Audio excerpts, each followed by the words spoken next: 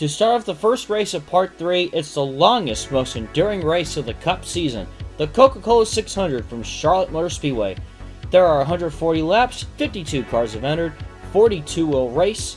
Those who have failed to qualify are Alan Grice, Graham Crosby, Connie Saylor, Brad Teague, Larry Pearson, Jerry Samples Jr., Donnie Allison, Randy Baker, Mark Stahl, and Joe Rutman again. Kyle Petty is on the pole with Darrell Waltrip starting next to him as we go 600 miles. Tim Richmond has troubles firing off at the start, and this holds up a lot of drivers.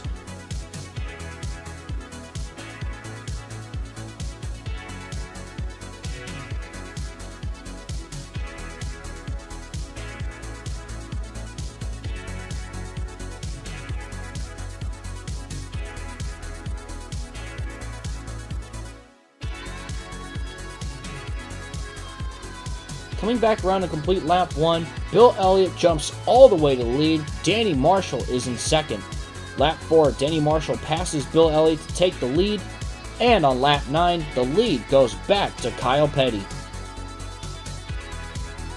Lap 28, a big wreck occurs right as green flag pit stops start as Sterling Martin lets up a bit, causing Bubba Nissen to slam into him. Then Jimmy Means hits the 59, taking Nissen off the ground. Then Benny Parsons and Richard Petty pin the 59 of Nissen. Richard Petty got pinned by the 26 of Morgan Shepherd. Now we got two cars flipping. Ricky Rudd and Buddy Arlington run into trouble as well. The amazing game that is NR 2003. This for sure will take many contenders out.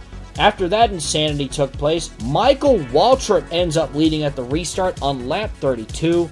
Older brother Darrell in second, Danny Marshall third, and Dale Earnhardt in fourth.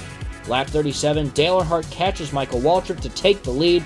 Dale Earnhardt would have a dominating lead until we had a debris caution on lap 102. Neil Bonnet would beat Earnhardt off of pit road, and on that same lap, Dale Earnhardt would quickly take the lead, and he wouldn't look back. Dale Earnhardt will get his fourth win of 1987 at the Coca-Cola 600, another big win that will benefit him towards the championship. This race had 2 cautions, 18 lead changes among 9 different drivers. Dale Earnhardt wins, Bill Elliott second, Neil Bonnet third, Ken Schrader fourth, Phil Parsons fifth, Terry Labonte sixth, seventh was Dave Marcus, Michael Waltrip eighth, Davey Allison ninth, and Mark Martin in 10th. After 10 races, here's the top 10 in standing.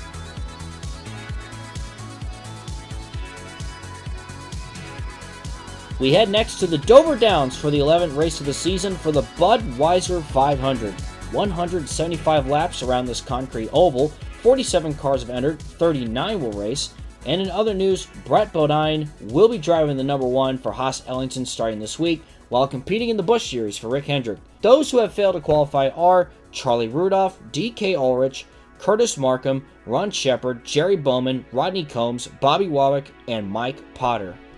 Dale Earnhardt is on the pole once again, and Danny Marshall starts next to him as the green flag waves at Dover.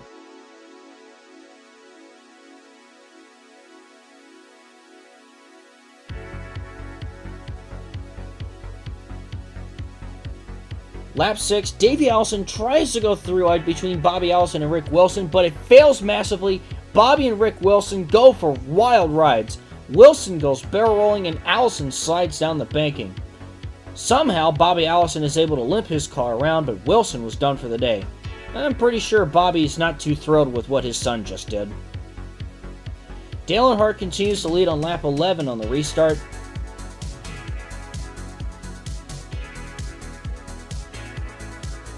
And on lap 52, we have a round of green flag pit stops. After everything cycled around, Kyle Petty was out in front with Benny Parsons in second and Tim Richmond in third. Lap 65, Benny Parsons takes the lead from Petty.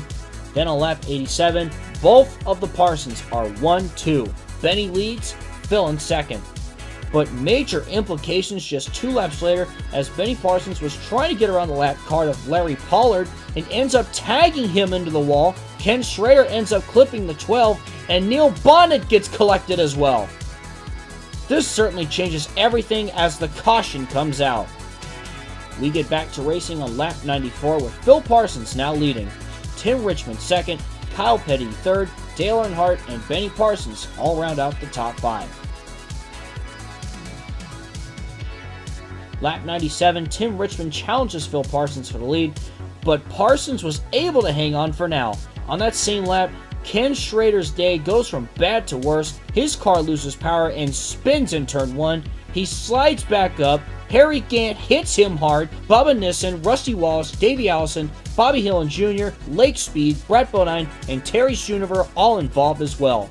Lap 103, we restart as Phil Parsons stays in the lead.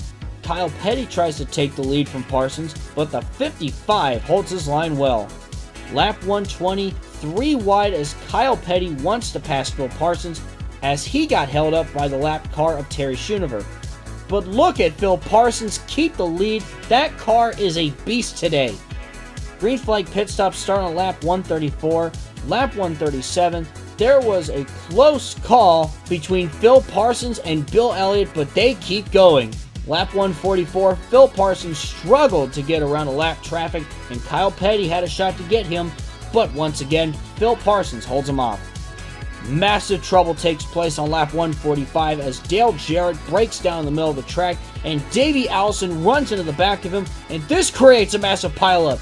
Allison goes barrel rolling, Brett Bodine loses control, and our 2003 strikes again as Tim Richmond spins trying to avoid Davey, Joe Ruttman, Dale Earnhardt, JD McDuffie, and Phil Parsons and Kyle Petty run into it as well. This is heartbreak for Parsons, as it looked like he had the best car out there. He was looking to get his first career Cup win. This will give Bill Elliott the restart on lap 152 with Mark Martin, Danny Marshall, Jeff Bodine, and Bobby Hillin Jr. in the top 5. Coming to the white flag, Bill Elliott was passed by a couple lap cars. Mark Martin almost had a shot to beat him, but he will come up close, and Bill Elliott will take the checkered flag at Dover, as this race had 4 cautions and 8 lead changes among 6 drivers. Bill Elliott, Mark Martin, Danny Marshall, Alan Kawicki, Jeff Bodine, Darrell Waltrip, Morgan Shepherd, Dale Earnhardt, Bobby Hillin Jr., and Michael Waltrip, your top 10. And we are 1/3 through the season. Here's what the standings look like.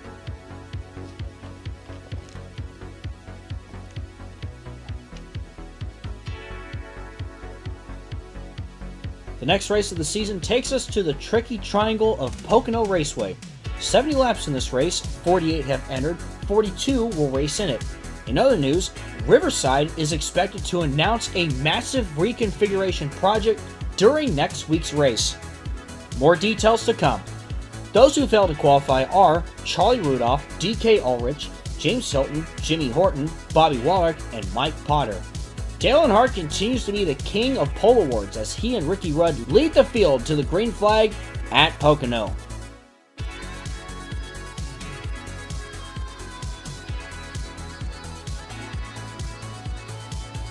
Dale Earnhardt comes back around and leads lap 1 with Lake Speed and Davey Allison behind him. On lap 8, Bill Elliott takes the lead from Dale Earnhardt thanks to some help from Ricky Rudd. Lap 15, Dale Earnhardt takes the lead back from Elliott. Lap 23, we had a restart after a caution from Harry Gant, and Dale Earnhardt continues to lead. Lap 25, things get really bunched up, and Michael Waltrip and Jim Bound get together, also collecting Steve Chrisman, and this brings out the second caution. Just up ahead, Terry Schoonover gets into Trevor Boyes in a similar wreck, taking out Bobby Hillin Jr. and Morgan Shepherd as well. Neil Bonnet wins the battle off of pit road, but Greg Sachs and Lake Speed stay out. At the restart on lap 30, with Sachs leading, Speed, Bonnet, Earnhardt, and Bubba Nissen behind him.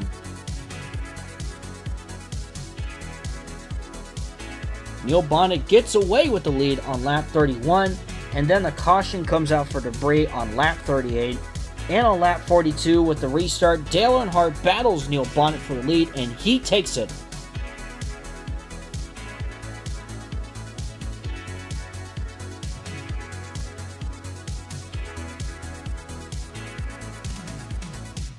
By lap 50, it's a 3-car battle between Dale Earnhardt, Bubba Nissen, and Neil Bonnet.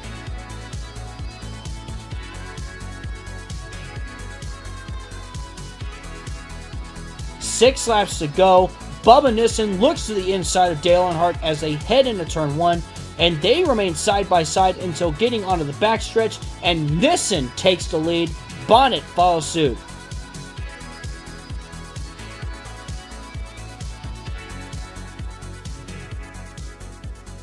Coming to 3 to go. Here comes Dale Earnhardt back to Nissen's inside, but Nissen is able to hold them off. Bonnet moves to second.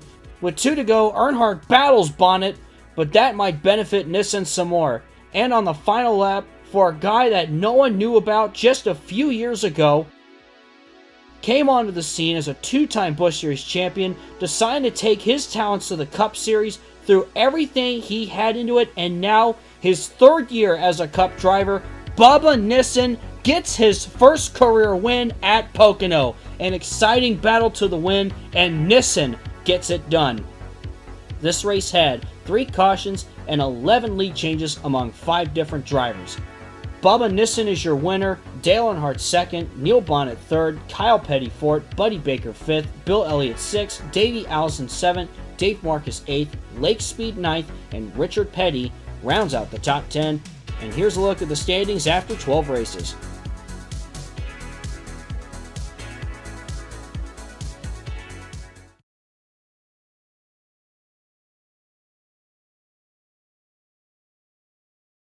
During practice for the upcoming Cup race at Riverside, Danny Marshall was in a terrible crash as he lost control of his car, slamming into a guardrail. A few fans ran away, but were injured by debris and have been taken to a hospital. Marshall, also taken to the hospital, suffered a few burns and a broken leg. He will be out for the remainder of 1987. Grant Adcox will drive his Busch car, and he has tapped Lake Speed to drive the number 85 for the rest of the season in the Cup Series. Marshall would survive the crash, but once again, he's out for the rest of the season.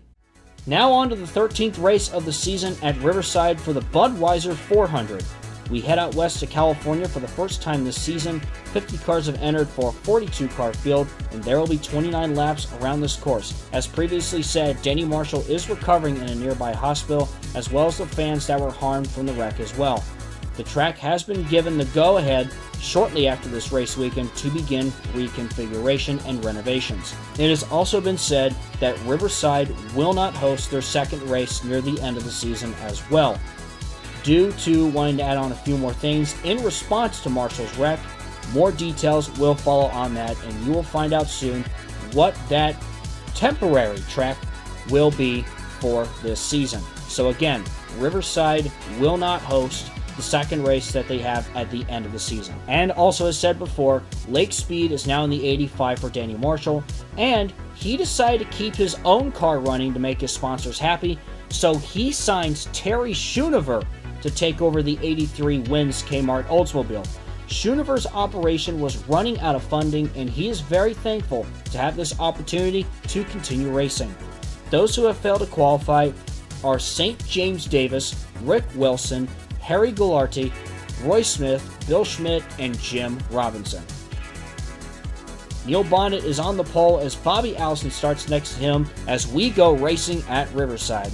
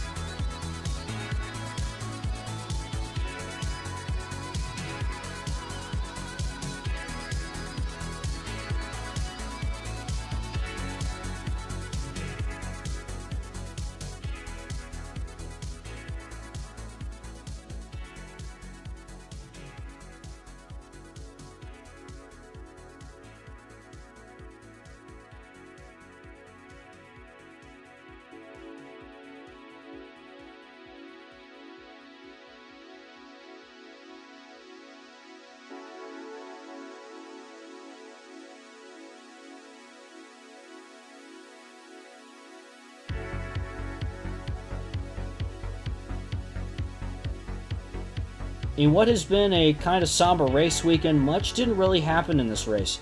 And in fact, it was dominated from the get-go by Neil Bonnet all race long, and he will get his first win since 1985. He gets it at Riverside. Neil Bonnet wins, Dale Earnhardt second, Bobby Allison third, Richard Petty fourth, Ricky Rudd fifth, Bill Elliott sixth, Mark Martin seventh, Sterling Marlin in eighth, ninth is Ken Schrader, and Bobby Hillin Jr. rounds out the top 10.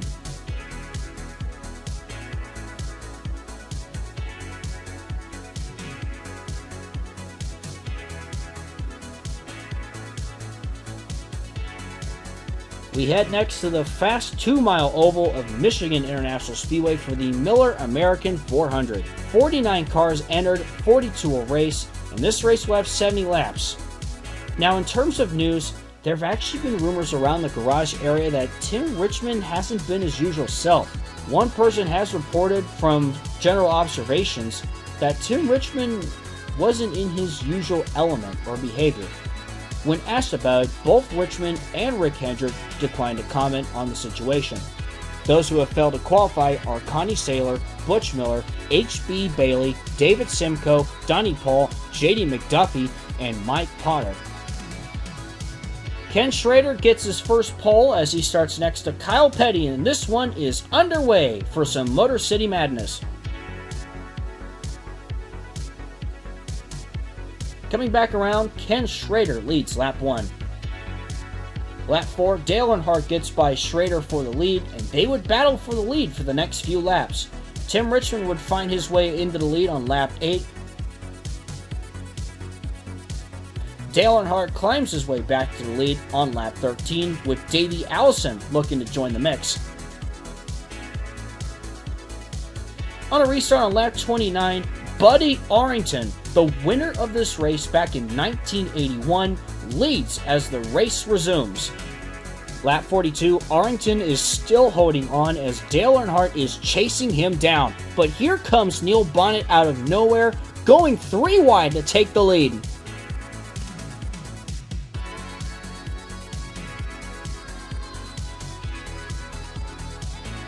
On a restart on lap 54, Bonnet continues to lead with Arrington, Rudd, Richard Petty, and Mark Martin behind him. 6 laps to go. Neil Bonnet's looking for his second win in a row. Richard Petty looking for his 201st career win in second. 5 laps to go. Richard Petty takes the lead from Bonnet, but the caution comes out. Bobby Hillin Jr. breaks down, and Buddy Arrington had nowhere to go. This causes a big wreck that takes out many top contenders. Jimmy Means, Davey Allison, Ricky Rudd, Mark Martin, Bubba Nissen, and many others as Ken Schrader sends Allison flipping. And this race will indeed end under caution. He found himself at the right place at the right time. Richard Petty will get his 201st career win at Michigan, and he will have multiple wins in a season for the first time since 1983. Wow. This race had 3 cautions and 12 lead changes among 8 drivers. Richard Petty gets it done with career win number 201, Neil Bonnet second, Jeff Bodine third, Dave Marcus fourth, Ricky Rudd fifth, Benny Parsons sixth, Mark Martin seventh, Bill Elliott 8th, Tim Richmond 9th, and Brett Bodine with his first top 10.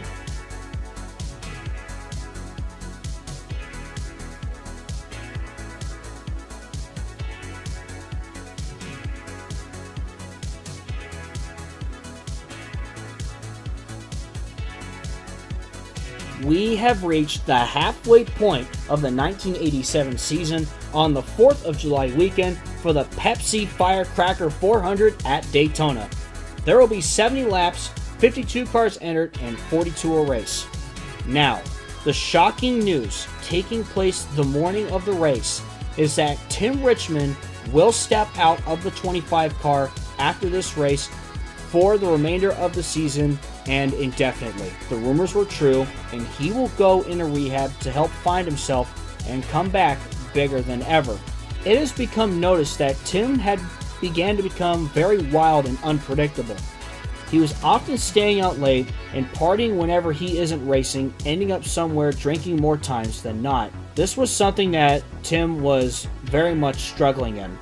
So, with Tim finally having a conversation with Rick Hendrick, he has finally decided that he needs to change himself and that he's going to be out of the 25, and, well, unfortunately, we're not going to see him race for a little bit.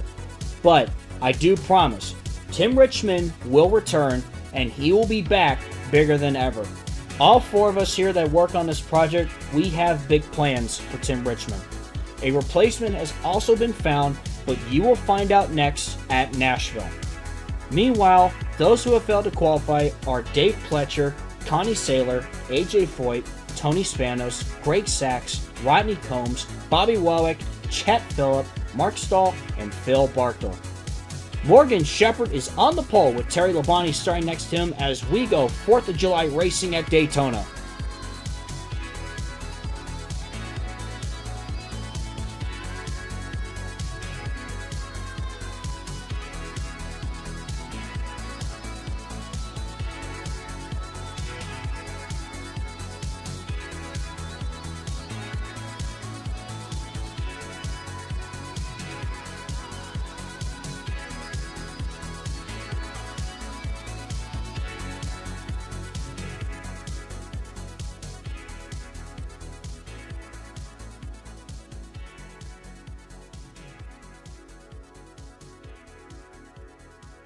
Coming back around, Dale Earnhardt just edges out Rusty Wallace to lead lap 1. Lap 4, Tim Richmond battles Earnhardt for second. Even though he's going to step out of the car for a while after this race, he wants to give it his all. Lap 8, Tim Richmond now leads as the crowd cheers for him. Darrell Waltrip takes the lead a lap later. Lap 11, coming off of turn 4, Dale Earnhardt runs into Rusty Wallace. Earnhardt gets loose, but he saves it, and he keeps going. Pretty soon, around lap 18, we have our first round of green flag pit stops, and afterwards, Ken Schrader leads the way. Lap 25, Darrell Waltrip catches up and takes the lead. Lap 38, here comes the second round of green flag pit stops. Tim Richmond was leading during this time, and by the time things cycle back around, the lead goes back to Darrell Waltrip.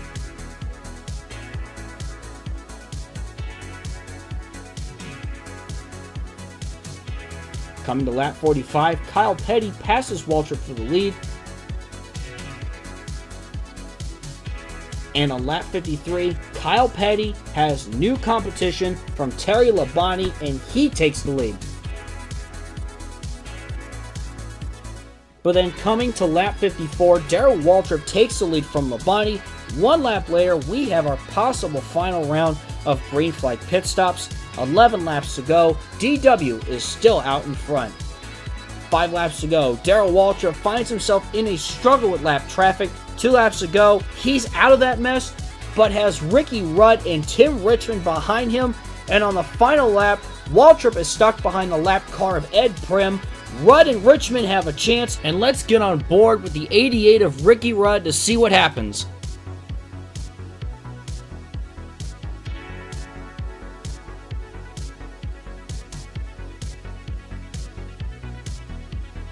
And in a 4-car pack, Ricky Rudd is the one to run away with it, and Ricky Rudd will get his first win of 1987 at Daytona. A much-needed win for him and that 88 DieGuard team. This race had no cautions, but it had 31 lead changes among 9 drivers. Ricky Rudd is your winner, Kyle Petty 2nd, Darrell Waltrip 3rd, Tim Richmond 4th, Dale Earnhardt 5th, Ken Schrader 6th, Terry Labonte 7th, Bobby Allison 8th, Rusty Wallace 9th, and Bobby Hillin Jr. rounds out the top 10. And let's take a look at our standings as we're now halfway through the season.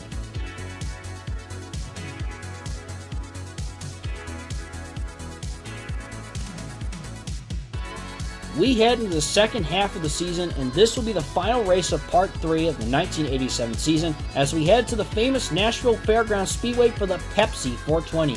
46 cars have entered, 36 will race for 175 laps. The big news out of Hendrick Motorsports is that Jimmy Means has been called in to replace Tim Richmond while he is on rehab. The 25 has been renumbered to 52. This is going to be a big break for him. Can he win for a fast-growing team in Hendrick Motorsports? Those who have failed to qualify: Connie Saylor, Brad Teague, Tony Spanos, Greg Sachs, Steve Chrisman, Rodney Combs, J.D. McDuffie, Bobby Wallach, and Mark Stahl. Rusty Wallace and Phil Parsons lead the field to the green flag at Nashville.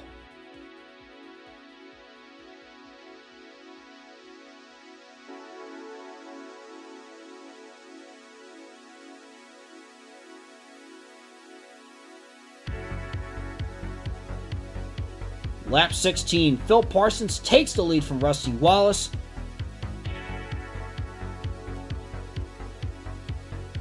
And on lap 28, Michael Waltrip bumps into Ken Schrader, sending the 90 into Bill Elliott. This brings out the first caution. Phil Parsons leads at the restart on lap 34, and on lap 58, Rusty Wallace is back out in front. Both he and Phil Parsons are looking for their first career wins. Lap 92, Phil Parsons leads again on a restart on lap 130. Terry Labonte won the battle off of pit road and leads at the restart with Bonnet, Wallace, Parsons, and Martin behind him. Lap 161, Neil Bonnet takes the lead from Terry Labonte, and then on lap 166, Bonnet gets held up by lap traffic, giving Terry Labonte a chance to get back out in front, and Terry Labonte will get his second win of 1987 at the Nashville Fairgrounds. This race had 3 cautions, 9 lead changes among 5 different drivers. Terry Labonte wins, Rusty Wallace second, Phil Parsons third, Neil Bonnet fourth, Dale Earnhardt fifth, Bobby Allison sixth, Ken Schrader seventh, Jeff Bodine eighth, Mark Martin ninth, and Jimmy Means with the top 10 in his first route with Hendrick Motorsports.